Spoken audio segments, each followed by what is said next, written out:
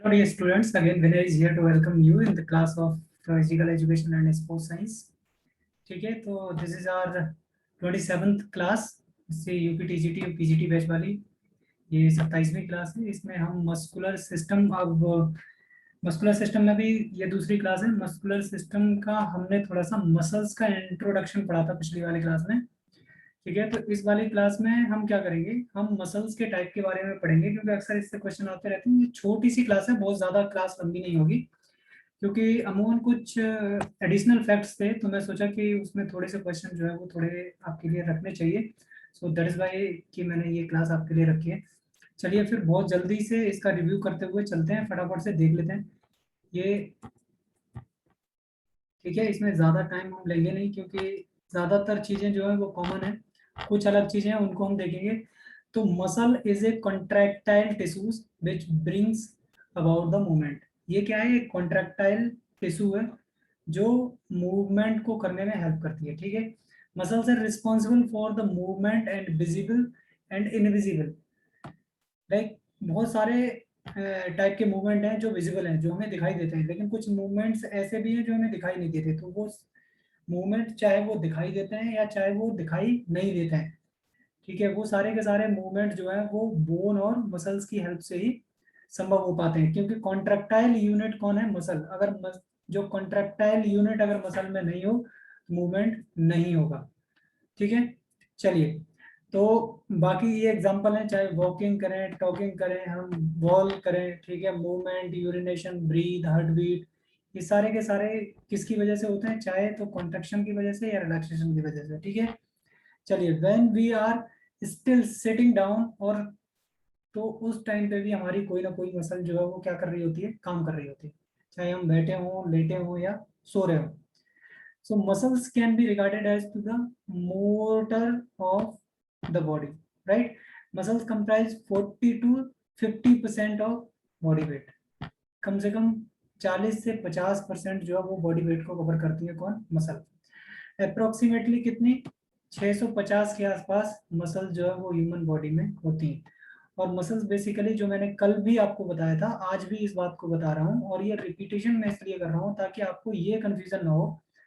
Actually ज़्यादातर बच्चों में ये कंफ्यूजन रहता है कि अगर उनको बोल दिया कि मसल कितने टाइप की हैं, generally skeletal muscle, smooth muscle और कार्डिक मसल। अगर आपने स्टेरेटेड मसल बोल दिया उस टाइम पे, अरे ये भी एक टाइप होता है, तो उनको कंफ्यूजन होगा।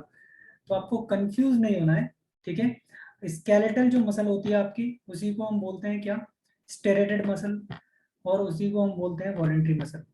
अब थोड़ी सी चीज इसके बारे में जान लीजिए। जो स्केलेटल मसल है, एक तो वो स्केलेटल सिस्टम, मतलब जो मूवमेंट होगा, जो वॉलेंट्री एक्शंस होंगी हमारी, उन सारी, वो सारी की सारी जो एक्शंस हैं उनके लिए उत्तरदायी होती है, ठीक है, रिस्पॉन्सिबल है, कौन, स्केलेटल मसल। ठीक है, दूसरी, इस पे स्टेरेशंस पाए जाते हैं।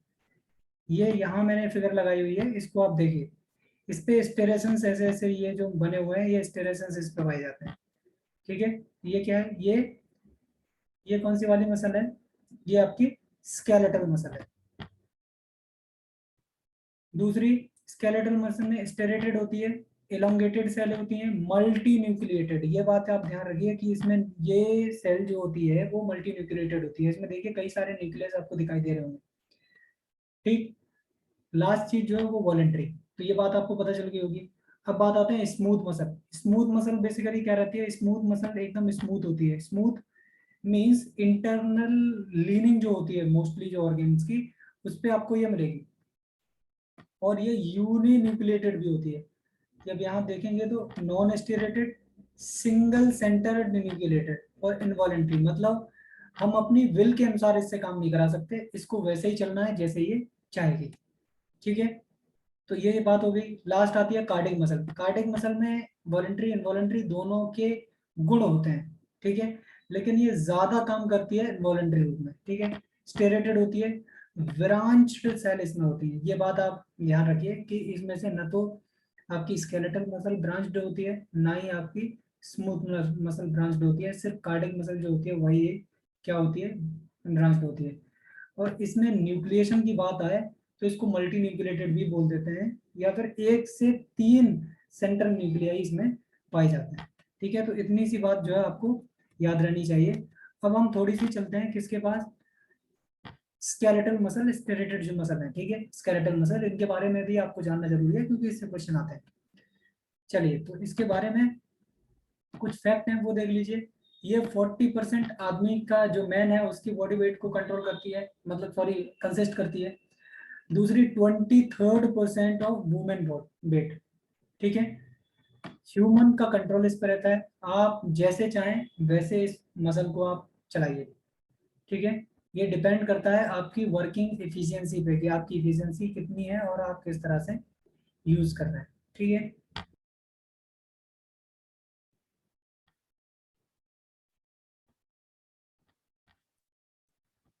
So what are the next? Next is skeletal muscle is multinucleated. We have already discussed about it. Skeletal muscle is voluntary because its contraction is always stimulated by the controlled or central nervous system. We can say that because we are taking the decision from the efferent and efferent muscles or the nerve tissues. So central nervous system takes place. Central nervous system basically receives signals or they are pre-existing signals inside to the brain. Okay, through those signals, these muscles works for human, right? For example, bicep, tricep, quadricep, diaphragm, pectoral muscle. अच्छा, जब diaphragm की बात आती है तो diaphragm की जो muscle होती है ये वॉलंटरी और इनवॉलंटरी दोनों तरफ से काम करती है। आप रोक सकते हैं इसको, कुछ देर के लिए रोक सकते हैं, ऐसा नहीं है कि आप सांस ही नहीं लेंगे, ठीक है। एब्डोमिनल मसल और हैमस्ट्रिंग, अच्छा इनका कुछ फिगर आप देख लीजिए तो यहाँ बात आपको और ज्यादा क्लियर हो जाएगी। तो ये सारी मसल जो आपको दिखाई दे रही है, इन मसल में आप देखेंगे कि कोई भी मसल ऐसी नहीं है जिसको आप जो है वो अपने आप से ऑपरेट होती है। मसेटर मसल है, आप खाना चबाएंगे यूज होगी। पेक्टोरियल मसल है, आपको कोई चीज उठानी है, डंबलिंग करनी है। बाइसेप है, ये आपका हैंड को जब लीवर की तरह यूज करेंगे। एब्डोमिनल मसल है, आपकी क्वाड्रिसेप मसल है। तो ये सारी की सारी, चाहे बाइसेप की बात करो आप, काफ मसल। अच्छा एक चीज और याद रखेंगे कि पैर, अब जो अपर लेग होती है, अपर लेग में भी मसल जो है वो बाइसेप होती है। तो कई एक बार जब क्वेश्चन आता है इस तरह से, अगर आपको बाइसेप कहीं अरेंजमेंट का क्वेश्चन अगर आपसे आ जाए और बाइसेप उसमें आंसर दिया हुआ है अगर, तो उसको सिर्फ ये कंसीडर नहीं कर लीजिएगा कि वो सिर्फ जो बाइसेप जो होती है वो सिर्फ और सिर्फ आपकी अपर हैंड में होती है, ठीक है।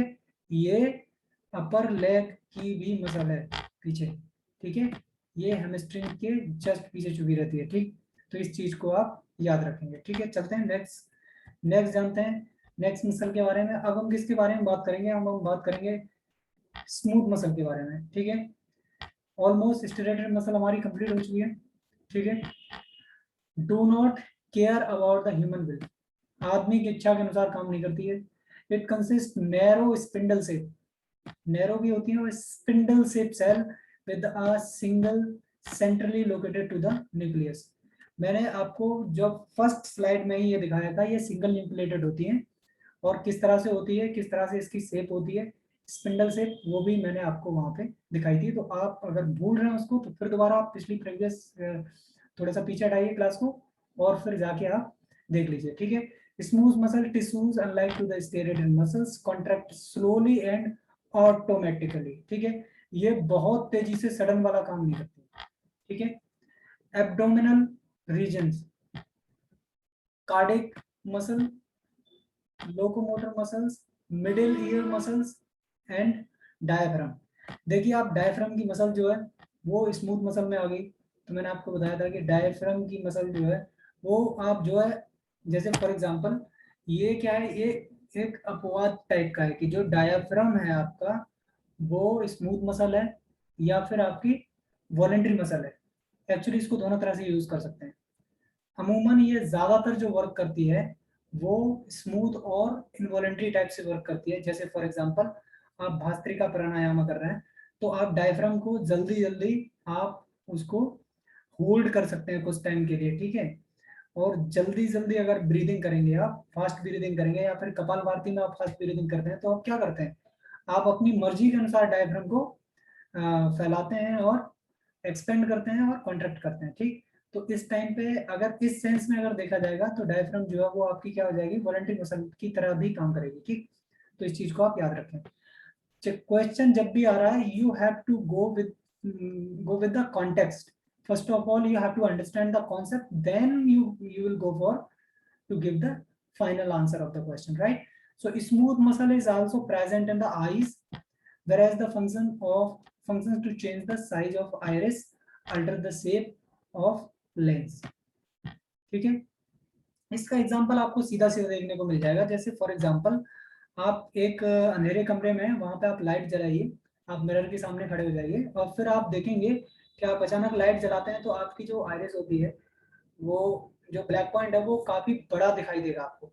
लेकिन जैसे ही वो लाइट स्पॉटेड करता है, वो धीमे धीमे से फिर वो छोटी होती चली जाएगी आइरिस। ठीक है, तो यहाँ इसको आप देख सकते हैं इजीली। इसको कभी भी आप, just small experiment for you, just you can feel it. So smooth muscle is present on the wall of hollow organ, just like as urinary bladder हो गया आपका, यूटरस हो गया, स्मूथ इंटेस्टाइन हो गई। जैसे मैंने आपको बताया था कि इंटरनल लीजियंस पे ये मसल जो है वो काफी देखने को मिलती है। ठीक है, तो ये थोड़ी इजी सी बात है, आप इसको देख सकते हैं। दूसरी ये है कि it's smooth muscle on the striated, no striations, इस पे कोई स्टेरेशन नहीं होते। दूसरी, फंक्शन आर ऑटोमेटिकली। अच्छा, दूसरा ये भी आता है ऑटोनोमस नर्वस सिस्टम में भी इसके लिए एक्टिवेट होता है। ठीक है, it surround into the find of internal tissues and the organ, smooth muscle responsible for the stimuli from autonomous nervous system. ठीक है, it is responsible for the pushing food through the digestive system to the physical control of the bladder and wall. It is also found into the vesicular and reproductive system. तो इस छोटी सी चीज को आप याद रखेंगे। आगे चलते हैं। हार्ट मसल जो है, इसको पढ़ना थोड़ा सा जरूरी मुझे इसलिए लगा क्योंकि इसका क्वेश्चन जो है सिर्फ मसल से ही नहीं आते, इसका क्वेश्चन कभी कभी हार्ट मसल के नाम से पूछ लेता है। ठीक है, अगर हार्ट मसल आपसे क्वेश्चन पूछता है तो आप एंडोकार्डम लगा दीजिए आंसर। ठीक है, मिडिल लेयर अगर आपसे पूछता है तो मायोकार्डियम हो गया। एपिकार्डियम क्या है आपकी, हार्ट की भी 3 अपनी लेयर होती हैं। ठीक है, अच्छा, इससे एक क्वेश्चन और आता है, बात हार्ट की आ गई तो इसमें एक पूछता है कि कोरोनरी आर्टरी किससे रिलेटेड है। तो कोरोनरी आर्टरी क्या है, वो आपकी हार्ट से रिलेटेड है। हार्ट अपने आप में भी ब्लड सप्लाई करता है। ठीक है, और वो किसके थ्रू सप्लाई करता है, कोरोनरी आर्टरी के थ्रू। ठीक है, तो एपिकार्डियम की बात करें तो एपिकार्डियम क्या है, सबसे आउटर लेयर, बाहर वाली लेयर है।